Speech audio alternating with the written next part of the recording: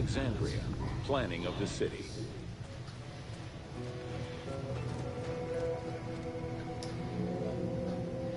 Though Alexander considered this location ideal for his great city, it presented considerable challenges. Too difficult to access during storms, the surrounding swamps threatened disease, and the limestone soil prevented the growth of healthy crops.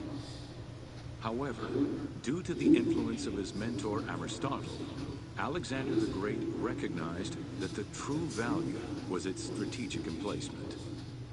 Alexander knew that in controlling Pelusium to the east, Memphis to the south, and his crowning glory Alexandria to the west, he would create a triangular stronghold, allowing him to control the entire delta while giving him access to the Mediterranean.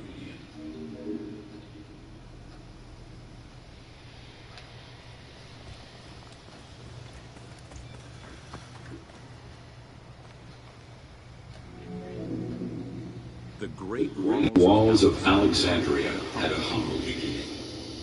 Looking outlined future city's foundations, architects were forced to use flour instead. Clouds of migrating birds swept down and ate the flour, erasing the plans. This prompted Alexander to seek guidance from the oracles, who reassured him that his future city was destined to feed a large population.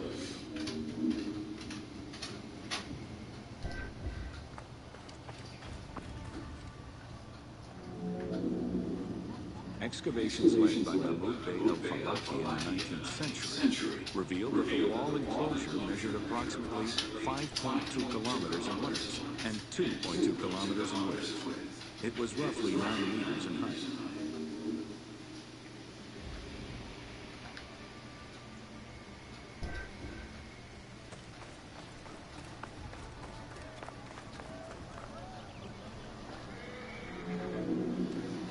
These formidable ancient walls would resist a number of attacks, including fending off the king of Syria in 169 BCE.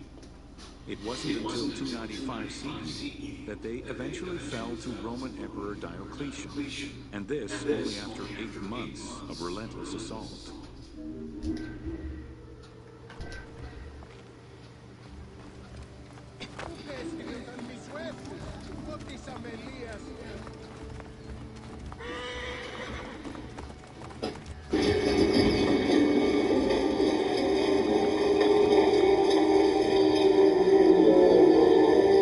Alexandria's principal architect, Democritus, chose a Hippodamian grid plan. The grid maximized functionality with wide, straight roads and canals running beneath them. Alexander recognized the military value of the city's design. The wide, parallel streets gave him optimal surveillance of the city, while allowing the unobstructed flow of troops.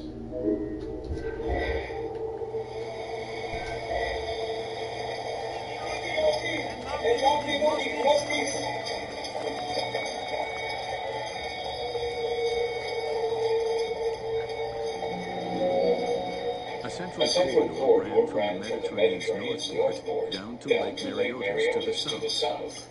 This thoroughfare acted as an unobstructed lane for commercial trade and travel between the two ports.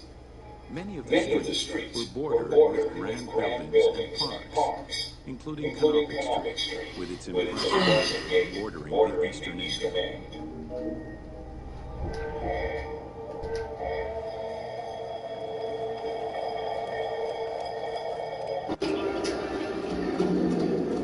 Alexandria was most likely built upon an already existing Egyptian village. Upon its completion, the Egyptians reviled the city, refusing to call it by its founder's name. Instead, they called it Raquel, the building, as a mark of disdain, which was later Hellenized into Rakotis. Despite this, the name Alexandria would remain.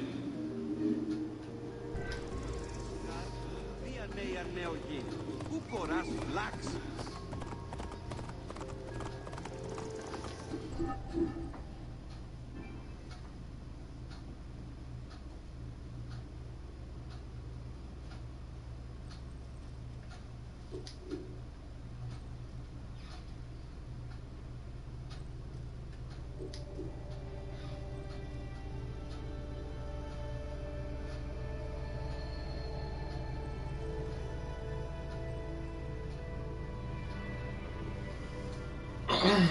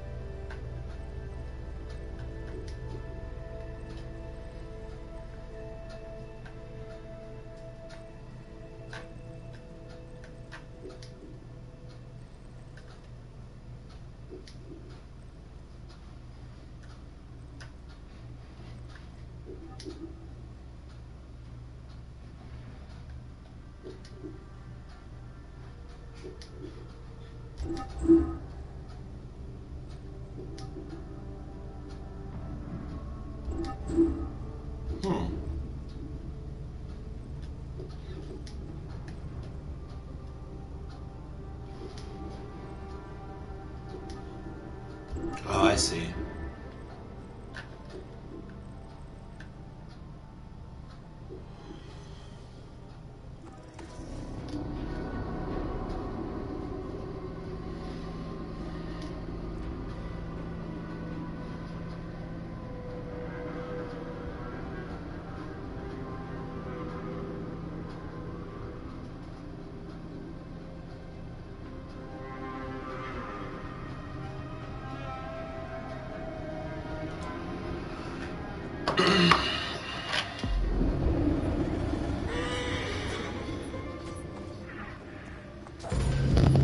Welcome to. The strength of Rome was directly dependent on its military supremacy and fundamentally militaristic society. Regular citizens, comprised mostly of farmers and herders, joined to protect their land and families. In return for their service, members of this civic army were allowed to vote. The quality of the armor of a Roman foot soldier was intrinsically linked to his social status and wealth. Chainmail was the most commonly used type of armor. Scale armor, made famous in today's media, came into use after Caesar's time. Foot soldiers carried large and oblong shields, while the cavalry used smaller ones of Greek origin. Soldiers were expected to carry their own kit, including the tools required for the construction of forts and tents.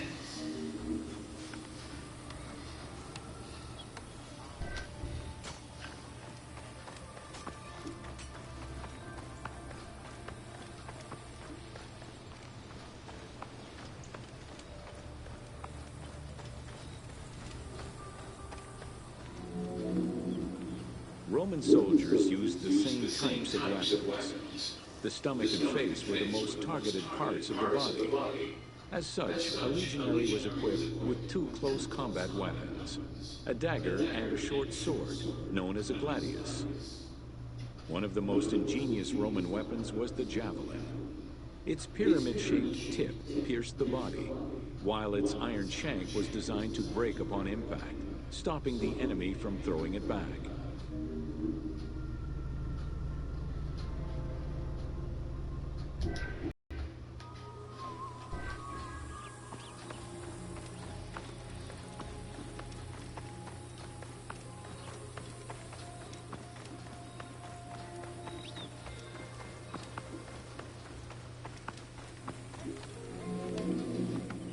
During their conquests, the Romans regularly transformed enemy technologies to add to their own formidable arsenal.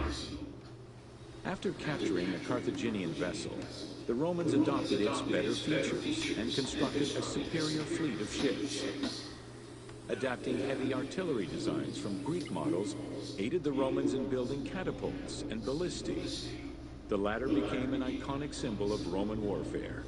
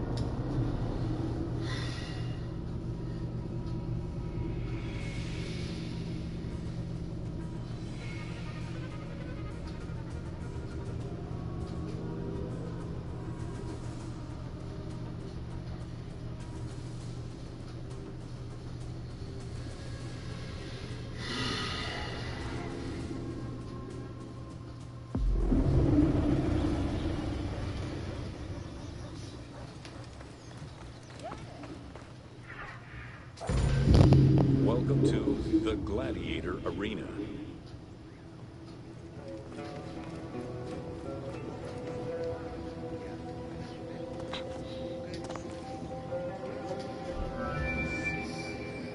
While gladiators would not perform in Cyrene until later in the Roman era, the team decided to include a gladiatorial arena for two reasons.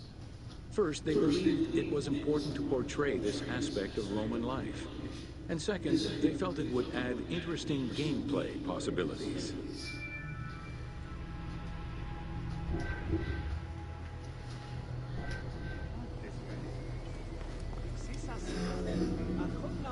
The first gladiators to enter the arena were prisoners of war. It was a spectacle of violent clashes between men and against wild beasts that lasted nearly 1,000 years.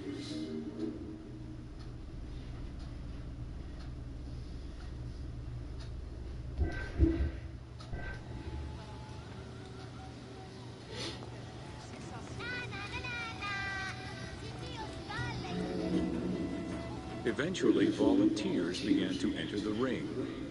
For status and money, many of the more skilled combatants increased the quality of the entertainment. Thus, the profession of gladiator came to be. Bound by contract to the master of the gladiators, the fighters were fed, trained, and guarded in barracks.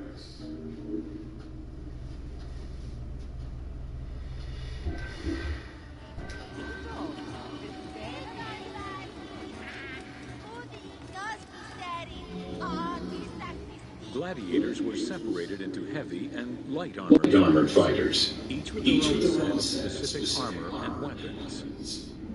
Organizers often had two audience-favored factions face each other in combat.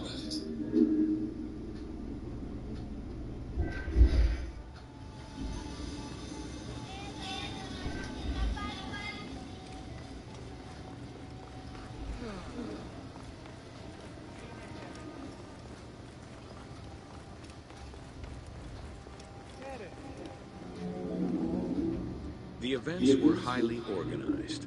Fights were held with a background of music and supervised by a referee. Death, either in the course of combat or by decision, was not always the only way out for the loser. Several were released due to their performance and gained great notoriety as celebrities.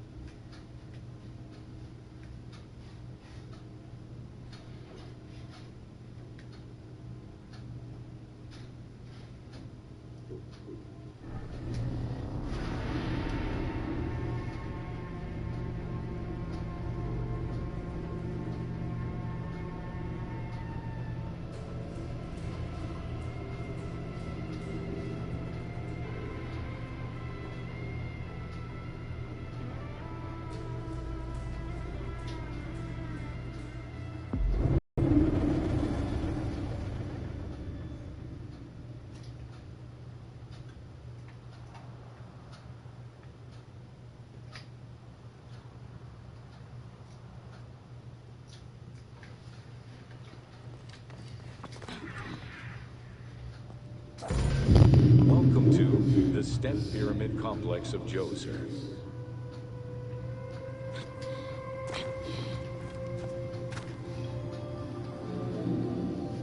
The step pyramid is at the center of an enclosed complex, comprised of temples, models of palaces, and artificial constructions, all built for the afterlife of Pharaoh Djoser.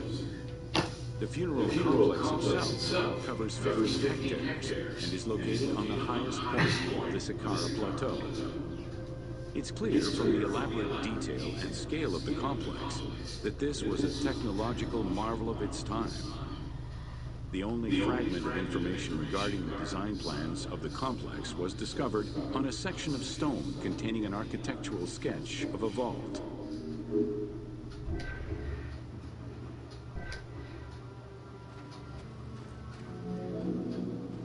The step pyramid is the first monument built of stone.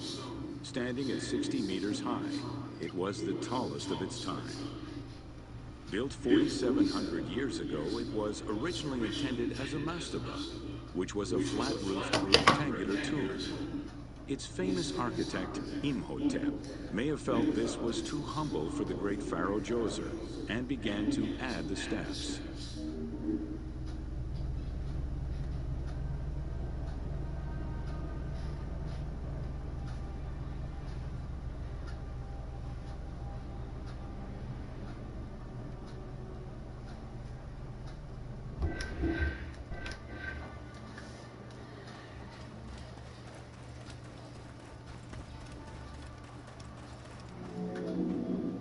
The step pyramid complex is enclosed within a 1,600-meter-long wall that is 10 meters high. This large wall was made out of white limestone and oriented along the north-south axis.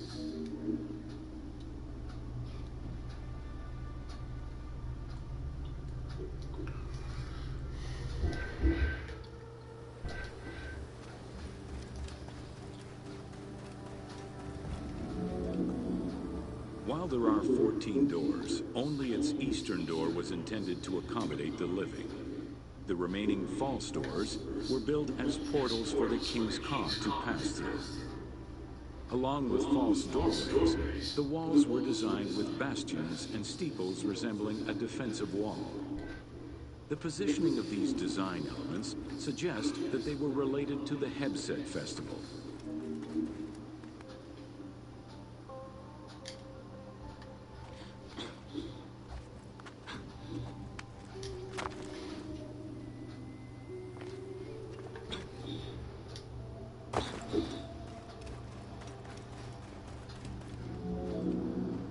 The only real entrance into the complex is at the end of a long, narrow passageway.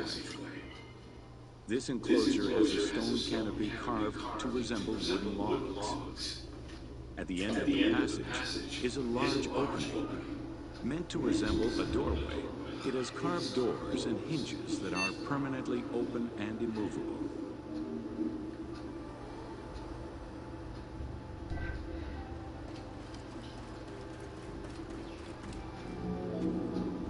The corridor is lined with 20 pairs of columns up to 6 meters high, built by stacking stone drums. The completed facade was made to resemble reed stock bundles. Traces of red paint were found on the columns, along with black paint on the support walls. This would have had the effect of blending the walls into the shadows to give the red columns the illusion of standing on their own.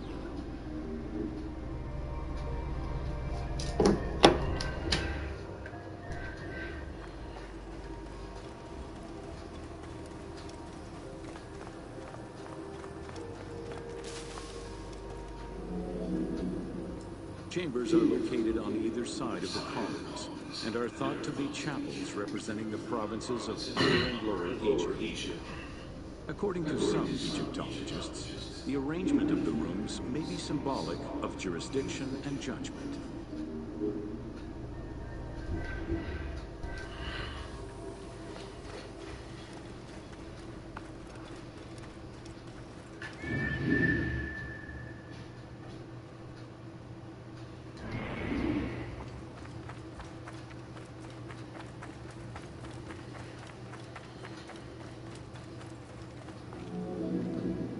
Guarded by a line of carved snakes, this tomb is located at the southern end of the courtyard. The burial chamber is beneath it, down a 30-meter deep shaft. The low-ceilinged chamber resembles a mastodon and is relatively intact compared to the later burial chamber. The tomb is made of pink granite, though there is evidence it was once polished limestone. Too small for a body, it is possible that the tomb was intended for the king's ka, or to hold the canopic jars containing the king's organs. Later traditions in burials would have the canopic jars in the same chamber as the body.